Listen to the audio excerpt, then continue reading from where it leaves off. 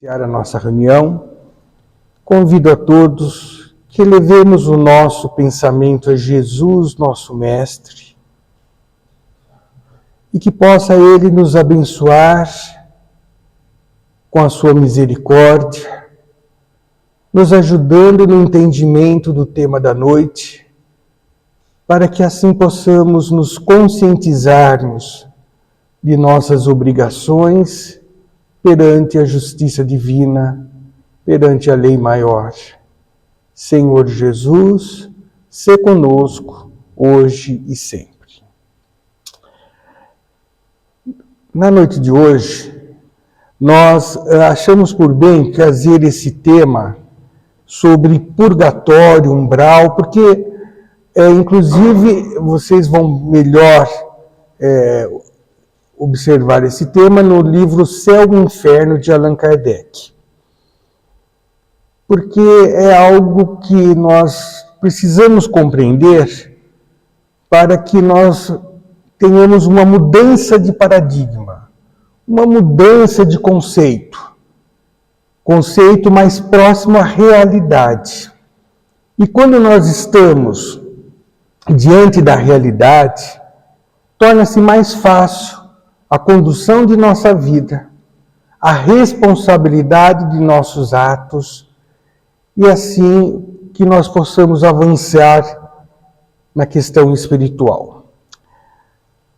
Como todos sabem, essa questão de céu, inferno, que há muitos séculos, diversas religiões nos apresentam o céu para aqueles que conseguiram levar uma vida plena, sem erro, sem vacilo, e vão para um local, onde tem todas as benécias, a paz, a harmonia. Ao contrário, aqueles que não conseguiram ter uma vida correspondente às expectativas da lei divina, cometendo seus erros, seus deslizes, iria para um inferno. E aí começou, essa era a ideia, a cultura estabelecida há muito tempo atrás. Mas o homem, ele se adaptou a essa realidade por um tempo. Mas à medida em que vamos aumentando o nosso conhecimento, o instinto de progresso e de buscar conhecimentos mais profundos, a humanidade começou a se incomodar. Se incomodar no sentido que a pessoa que errasse, ela iria para o inferno. A pessoa que acertou em tudo vai para o céu. Mas e essa graduação de erro? O simples fato de errarmos, estaremos condenados eternamente, ficar num suplício de dor. Então isso fez com que as religiões dominantes de época tentassem adequar os anseios da humanidade perante esse questionamento. Então surgiu, o purgatório, que não é nem o céu, nem o inferno. E vamos ver mais adiante nos seus conceitos. Mas passado mais um pouco de tempo, o homem, sempre na busca do conhecimento e nas suas reflexões, levantou a seguinte questão: mas tudo bem, a pessoa errou gravemente e vai para o inferno. Errou de uma forma não tão grave, vai ficar no purgatório. E as que acertam, vai para o céu. E as crianças, como ficam? Porque o homem sempre busca, nos seus questionamentos, entender, ele quer ter um raciocínio lógico. Afinal de contas, nós trazemos a inteligência justamente para raciocinar, para refletir. E levantou-se então a questão, a criança que não deu tempo de errar e não deu tempo de acertar plenamente, ela vai para onde? Desses 3 regiões. Mais uma vez, a religião dos homens tenta então criar um novo local. E aí cria-se o limbo, que é para onde as crianças, ao morrerem, seriam direcionadas. Então vejam vocês que, à medida em que o homem avança no seu raciocínio, na sua intelectualidade, ele já não consegue mais aceitar certos conceitos que se conflitam com o bom senso, com a lógica. E aí, então, sempre quer buscar algo muito mais coerente para se satisfazer. Então, é por isso que, em muitas religiões, nós temos a expressão purgatório.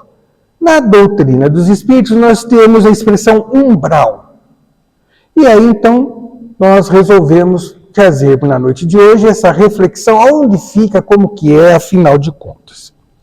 Então, baseado nisso, vamos ter o conceito do purgatório. Então, de acordo com a Igreja Católica, o purgatório é o estado dos que morrem na amizade de Deus. Ou seja, é aqueles que não fizeram nem mal para ser sentenciado, mas também não fizeram suficientemente o bem, com a certeza de sua salvação eterna, mas que ainda tem a necessidade de purificação para entrar na felicidade do céu. E quem traz esta explicação, este conceito, é um Papa chamado Papa Gregório, no ano 593. Então foi esse Papa que tentou, amenizar, o questionamento da humanidade, trazendo então essa explicação, certo? Pois bem, então o princípio do purgatório, ele funda-se na equidade, ou seja, de fazer uma aferição para ver o grau de erro ou de pecado, como queira. Sem o purgatório, só há para as almas duas alternativas, que anteriormente extremas: a suprema felicidade ou o eterno suplício. Essa é a ideia que ainda hoje muitos têm, Você vai para o céu, você vai ficar só naquelas benesses, tudo de bom. Ou então o contrário. E nessa hipótese, é claro, que seria das almas somente culpadas de ligeiras faltas. Então, aquelas almas, aqueles seres que cometeram pequenos deslizes, estariam nessa região intermediária, vamos assim dizer. Mas olha que interessante. Isso fez a pessoa questionar, Agora, as almas do purgatório não se livram dele por efeito de seu adiantamento, mas em virtude das preces que se dizem ou que se mandam dizer em sua intenção. Aí já fica nessa tentativa de equacionar essa questão. Bom, a ideia que as pessoas têm é que morreu, a pessoa vai estar dormindo ou vai ser julgada. Nesse purgatório, ela tem a chance de se recuperar. Mas como seria essa chance? O que ela teria que fazer? Se ela está dormindo, não tem, aguardando um juízo final. Se ela está operante, ativa, então peraí, então a morte não é aquilo que até então acreditava-se, que morreu, acabou, que vai ficar dormindo, ou que foi sentenciado e você vai para um lugar ou outro. Se você tem a chance, segundo essa hipótese, das pessoas elas saírem desse estágio intermediário e galgarem o céu, então como elas fariam isso? Aí então, por isso que ficou da seguinte explicação. Bom, não é a ação dela, é pela intenção dos que estão vivos. Então, aqueles que ficaram, eles estão vivos, que vão orar pela alma desencarnada, ou que vão pedir intercessões através de missas, cultos, oferendas. Cada religião tem a sua forma, né? Então vejam que isso gerou muito mais questionamento do que solução. Então quer dizer que aquela pessoa que morreu, ela estaria na dependência de terceiros para sair daquele estágio intermediário, porque é assim que se pensava. E desse raciocínio, no passado, o que aconteceu? Originou o comércio escandaloso das indulgências, por intermédio das quais se vende a entrada no céu. Todos nós sabemos, existe esse capítulo na religião dominante de época, em que se vendia indulgências. Então a pessoa ia até ao clérigo e lá ele fazia uma doação na expectativa de poder comprar um pedacinho do céu, ou de estar preservado num ambiente mais ameno. E isso gerou, então, um abuso, porque essas ideias foram criadas pelos homens, não por Deus, e tudo que tem esse princípio tende a ter seus desvios. E com isso, então, houve grandes abusos na venda de indulgências. E desta forma, então, motivou a reforma protestante, né, através de Lutero, rejeitando o conceito de purgatório. Então, esse é o contexto histórico que nós conhecemos, e isso está gravado dentro dos anais das religiões oficiais. Então vejam como este conceito, que até então muitos ainda têm, de uma localização, e você vai para esse local de acordo com um julgamento, torna questionável. Até porque nós, pela orientação de Jesus, nós temos a ideia de Deus sendo um pai justo e bom. Um pai que quer o melhor para seus filhos. Porque se nós que somos imperfeitos assim agimos com os nossos filhos, imagine Deus na sua perfeição suprema. Então, essa ideia de estar no local indefinidamente, até mesmo indo para o céu, imaginemos. Imaginemos que alguns de nossos familiares fossem para esse céu, e o restante não. Aquele que estaria nesse céu, estaria feliz? Estaria realmente na plenitude da paz, da felicidade? Não, sabendo que um de seus entes queridos não se encontra no céu? Então isso gera, maior questionamento. Assim, jamais foram determinados e definidos claramente o lugar dentro desse purgatório e a natureza das penas aí sofridas. Porque nós, pela história, que a gente lê dos históricos da Bíblia, nós sabemos que o céu é algo até interessante, porque para os povos que residem próximo ao Equador, da Terra, por ser uma região quente, então eles entendem o céu como algo que pega fogo, quente, sufocante. Se nós nos reportarmos a cultura dos esquimós, por exemplo, que moram nos polos, o inferno para eles, se pergunta como que é o inferno na visão de vocês? São geleiras eternas, porque eles vivem no frio. E nós sabemos o quão difícil é, você enfrentar o frio. Basta cair a temperatura, nós já estamos aqui sofrendo um pouco. Então, vejam vocês que esses conceitos tentam satisfazer o conhecimento muito restrito do homem, né? E aonde que fica? Como que é? Que tipo de natureza, de pena que você vai para esse purgatório ou para o inferno, né?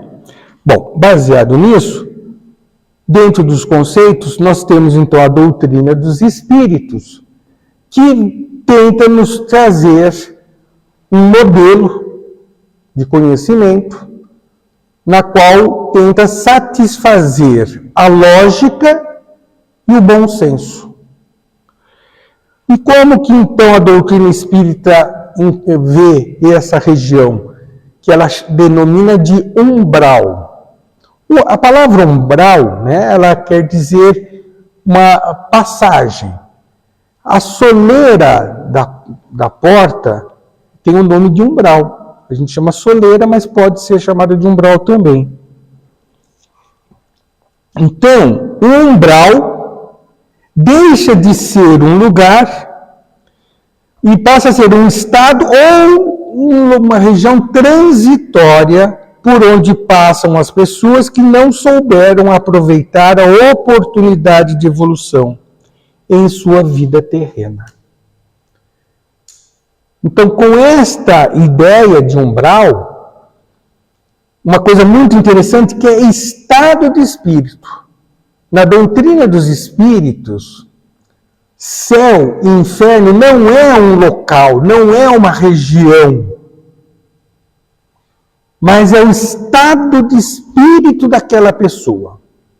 Porque estando ela com a sua consciência tranquila, se ela é aquela pessoa que cumpre com os seus direitos e seus deveres, que realiza as ações esperadas por Deus, então ela está com a consciência tranquila, consequentemente ela está nesse céu. E o contrário é verdadeiro. Então, segundo a doutrina espírita, no mesmo lugar, duas pessoas, uma pode se sentir bem com a sua consciência e a outra, no mesmo local, se sentir-se culpada. Então, esse estado de espírito, esse estado de ser, que nós entendemos como um estado de equilíbrio ou não. E não necessariamente um local definido e que você vai ficar indefinidamente lá. E mais do que isso, com esta visão, entendemos que Deus estará sempre nos oferecendo oportunidades para você corrigir os equívocos cometidos perante a lei, e uma vez corrigido, você deixa de estar naquele estado de conflito consensual. Então, desta forma, você não fica determinado numa situação. Você tem a possibilidade de correção. Você tem a possibilidade de conviver com aqueles a quem você tem afinidade, uma vez reparado os equívocos cometidos. Assim, esse estado, né, essa região chamada umbral, ela não foi criada por Deus, mas ela é o resultado do agrupamento de espíritos ou de almas com mesmas afinidades. Como são espíritos que trazem uma pendência para com a lei, então estes, por afinidade,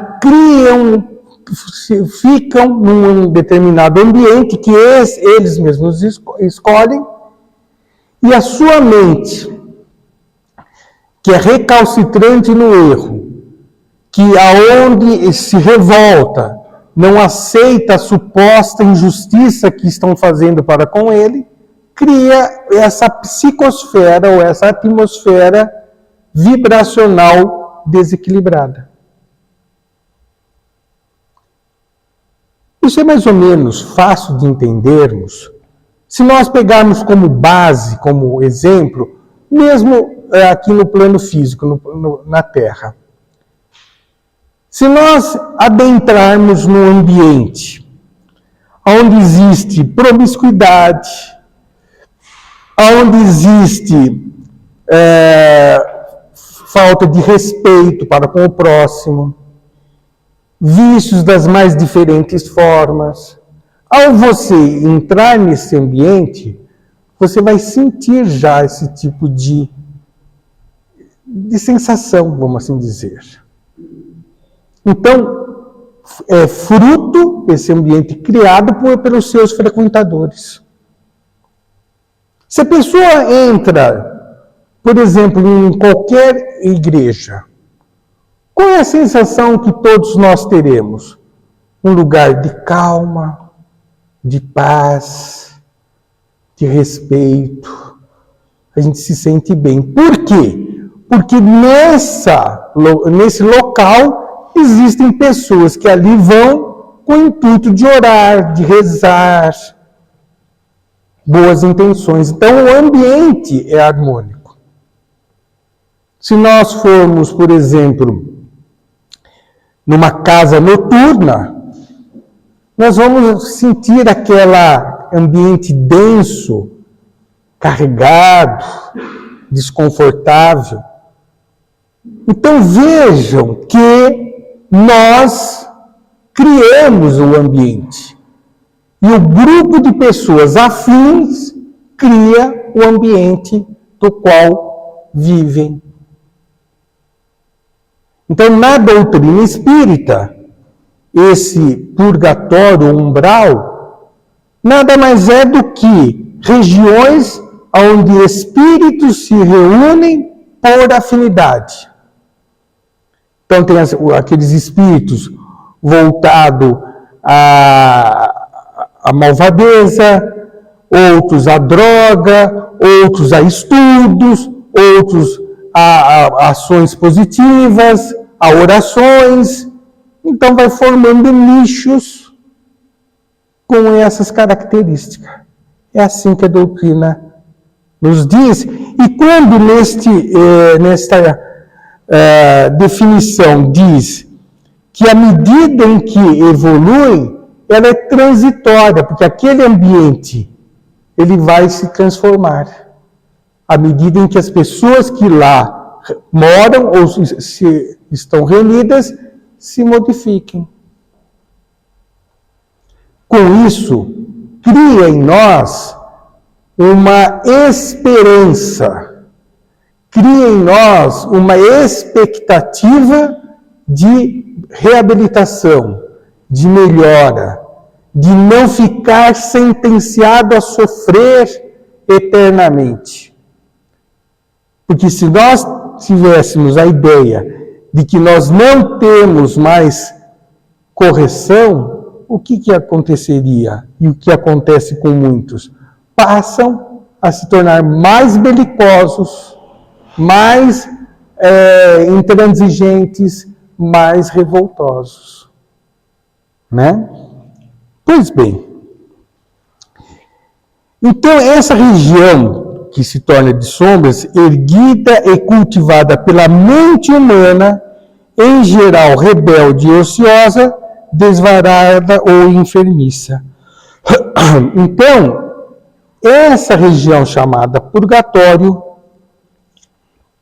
ou umbral, é quem que está nesse local? Espíritos com estas características de rebeldia, ou ociosos, ou então desvairados, inconsequentes, ou enfermiços.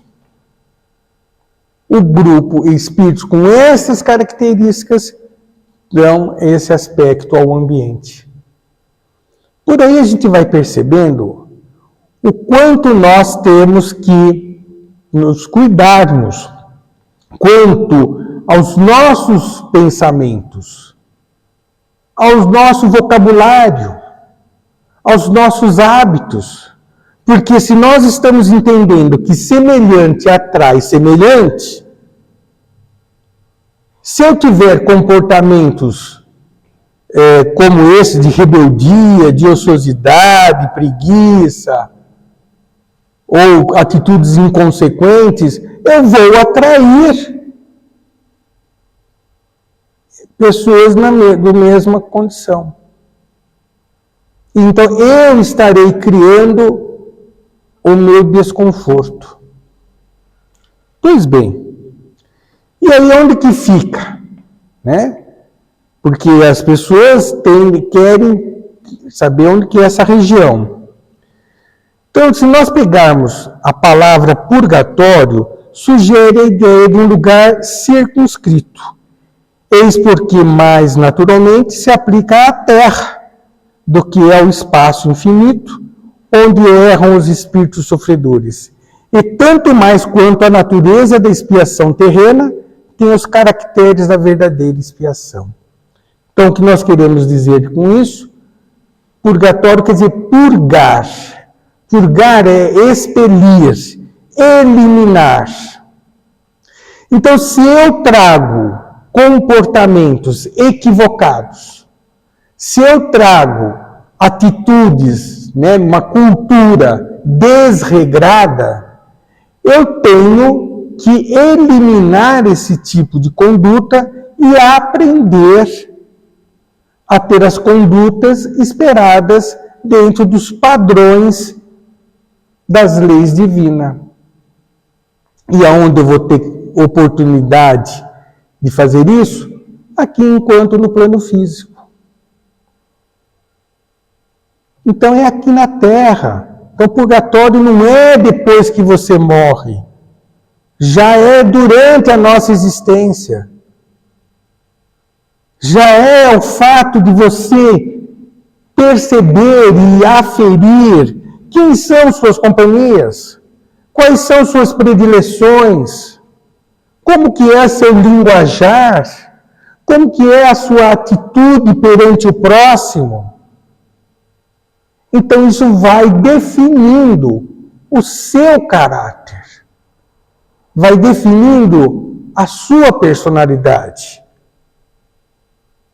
E, uma vez mais, a doutrina nos ensina que é um trabalho individual de expelir, purgar, eliminar os equívocos que nós trazemos e substituí-los por virtudes ou corresponder simplesmente com as leis divinas.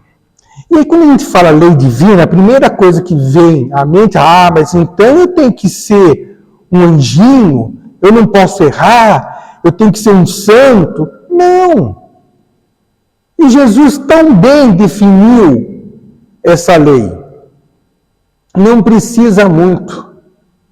Apenas amar a Deus sobre todas as coisas e ao próximo como a si mesmo.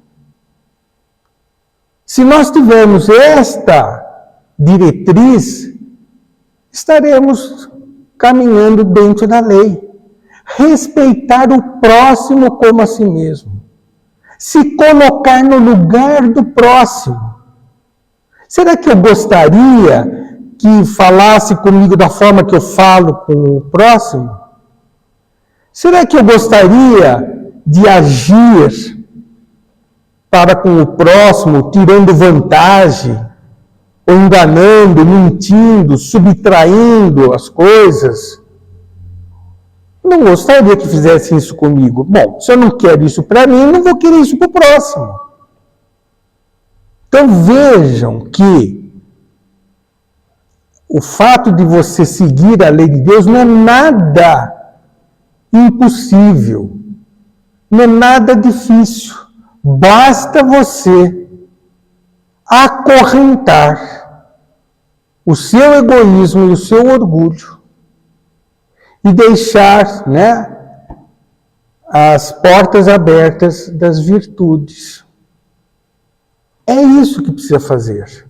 Quando você não age desta forma, você estará sujeito a conviver em ambientes tumultuados, conflituosos, desajustados. E como eu vou fazer isso? Começa por você mesmo. Observe-se, analise como que é o seu comportamento. Mas como eu vou, né? Porque tem pessoas que precisam sentir, palpar a situação. Tudo bem. Entra no seu quarto, veja como que está seu guarda-roupa, o seu quarto, né, a sua casa. Veja como que você trata sua esposa, seu marido, seus irmãos, seus pais. E aí você vai saber onde que você tem que começar. Não adianta a gente querer ir lá fora, mudar o mundo, mudar a sociedade, se você não consegue mudar a você mesmo. Percebem? Assim, está em nossas mãos. E o primeiro mundo a mudar não é a terra, como muitos falam, é o seu mundo interior. É você. Faça uma reflexão. Veja como tem sido a sua atitude perante a sua família, perante seus amigos, perante a sociedade. E deixe de lado aquelas expressões, todo mundo faz, não sou só eu. Ah, tem pessoas que fazem muito pior. Não importa se é maior ou pior, grande ou pouco, você fazendo algo errado, você estará tendo afinidade com o mesmo tipo de erro, que terá que um dia ser reparado. Dessa forma, é pois nas sucessivas encarnações que a alma se despoja de suas imperfeições, que se purga, em uma palavra, até que esteja bastante pura para deixar os mundos de expiação pelos mundos felizes. Todo mundo quer ter um mundo feliz, de paz, prosperidade, alegria. Mas basta você ter a oportunidade de desfrutar isso, às vezes você faz coisas indevidas para atingir essa suposta felicidade. E é isso que precisamos corrigir. É este paradigma que precisamos mudar. Então, purgatório, céu, inferno é estado de espírito, é estado de ser. E cada um de nós sabemos fazer essa aferição. E tanto sabemos que a gente não aceita como somos, e aí nós transferimos aos outros. Ah, é a sociedade que não me entende. Ah, é a educação que eu recebi dos meus pais. Ah, geneticamente eu sou assim. Não, gente, isso são desculpas. Né? Porque todos nós, criados por Deus, trazemos a inteligência, o intelecto. Então nós precisamos utilizar desta ferramenta. E deste intelecto, deste raciocínio, eu vou conquistar os meus sentimentos. Se serão felizes ou não. Harmônico ou não. Como a gente pode ver, então, nesse quadro, né, é um trabalho diário, constante. É um trabalho que necessitamos do próximo. Por isso que nós nascemos e convivemos em sociedade. Por isso que nós residimos numa família. E temos debaixo do mesmo teto a oficina que vai nos ajudar a expelir as mazelas que ainda alimentamos. E essas misérias decorrem necessariamente das imperfeições da alma. Porque nós nascemos simples e ingênuos. Nós não nascemos já sabendo tudo e conhecendo tudo. E isso é uma condição que Deus nos dá justamente para valorizarmos cada conquista realizada. Mas estamos sujeitos a errar. Errar não é pecado. Errar é uma condição que podemos vivenciar. Persistir no erro, que é um equívoco. Então nós temos que ter oportunidades e sempre teremos para corrigir, para melhorar. E é esse trabalho que a doutrina dos Espíritos nos indica, por isso que vivemos num ambiente como este, onde vamos enfrentar crises, enfermidades, problemas das mais diferentes ordens, para ver como nós nos portamos diante da adversidade, de forma ativa, de forma equilibrada, de forma positiva, ou aproveitamos a bagunça, aproveitamos o desequilíbrio e aproveitamos nesta hora para tentar angariar algumas benesses materiais, que mais tarde nos arrependeremos.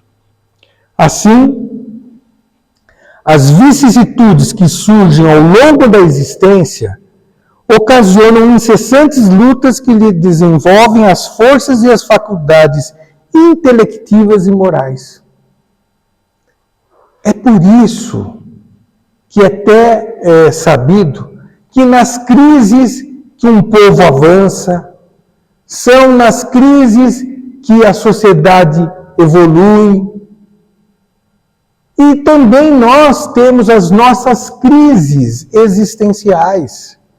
Ao longo da nossa existência, passamos por fases, períodos de atribulações, de desajustes, de indecisões. E por que isso acontece? Para exercitarmos o intelecto, para exercitarmos o raciocínio, para encontrarmos as soluções corretas. E com isso, conquistar conhecimento, sabedoria. É por isso que as pessoas um pouquinho mais experientes, com uma certa idade, traz muita sabedoria. Por quê? Porque vivenciaram, experimentaram, às vezes nem tem muita cultura dos livros, das faculdades, mas traz uma experiência de vida invejável. E assim nós devemos, então, encarar as fases difíceis da nossa vida. Nada acontece por acaso. Eu estou passando por uma certa dificuldade. Já paramos para pensar por que estamos passando por essa dificuldade? Ou é mais fácil achar, é castigo de Deus, Deus virou as costas para mim, ninguém gosta de mim, olha, minha família voltou-se contra mim. Não. Vamos analisar o porquê da situação. Então, o purgatório não é, portanto, uma ideia vaga e incerta. É antes uma realidade material que vemos, tocamos e sentimos. Por quê? É a nossa existência no plano físico. O umbral não é um lugar de punição, mas é um local que é justamente a terra a qual estamos vivendo para reparação, para reeducar, quando não educar. Então, é assim que nós, na doutrina, entendemos. O purgatório existe nos mundos de expiação como a terra, onde os homens ainda têm que expiar, passando o passado e o presente em proveito do futuro. Por que isso? E como ainda somos seres que não conhecemos plenamente e nem tampouco vivenciamos a lei divina, por isso incorremos em erro e esses erros têm que ser corrigidos. E repito, qual é a lei divina? Amar a Deus sobre todas as coisas e o próximo como a si mesmo. Só isso.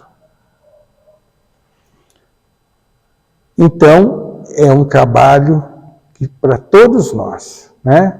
Não tenha sombra de dúvida, parece fácil. E por que não é tão fácil? Porque ainda nós gostamos, né, dos atrativos do que o orgulho nos oferece, ou das vantagens que o egoísmo nos proporciona. Agora, o prazo de expiação está subordinado ao melhoramento individual. Olha que coisa interessante. Então, o período de sofrimento é diretamente proporcional à minha resistência em corrigir. Se eu entendo que eu levo uma vida em concordância com a lei, enquanto eu persistir nesse caminho, eu vou ter atribulações. À medida em que eu reconheço que eu preciso mudar, e quando começo esse exercício de mudança, eu vou deixando de ter o sofrimento, a dor e os equívocos. Por quê? Porque eu já estou exercitando o que é certo. Né? Melhorados os homens, fornecerão ao mundo bons espíritos. E estes, encarnando-se, por sua vez, só fornecerão à humanidade corporal elementos aperfeiçoados. A Terra deixará, então, de ser um mundo de expiatório e os homens não sofrerão mais as misérias decorrentes de suas imperfeições. Então, mais uma vez, é um trabalho nosso. Aliás, por esta transformação que nesse momento se opera, a Terra se elevará na hierarquia dos mundos.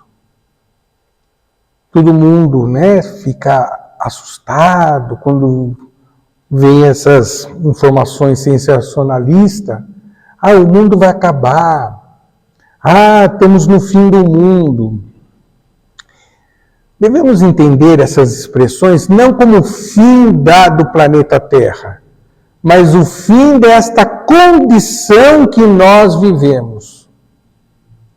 Porque o homem, à medida que avança no seu raciocínio, ele vai percebendo, desculpem, que para que ele viva bem, ele tem que fazer que o seu vizinho viva bem. Para que ele se sinta seguro, ele tem que respeitar as coisas alheias. E é isso que as pessoas começam a conviver. Nós conhecemos, por exemplo, tem algumas regiões na Europa, no primeiro mundo, em que as pessoas ficam com as casas, sem a preocupação de elas estarem com câmera, com a cerca elétrica, com vigia, nem muro tem. Por quê? Porque as pessoas já começam a conviver dentro dessa realidade. Então, nós que precisamos criar esse ambiente. E a Terra já está dando seus primeiros passos. Porque a gente já começa a se incomodar. Antigamente, você via alguém matar o outro, era uma coisa normal. A gente vê isso nos filmes. Né? Hoje a gente já fica indignado. Hoje, se um simples animal é maltratado, as pessoas se revoltam. Então estamos caminhando. Perdoe.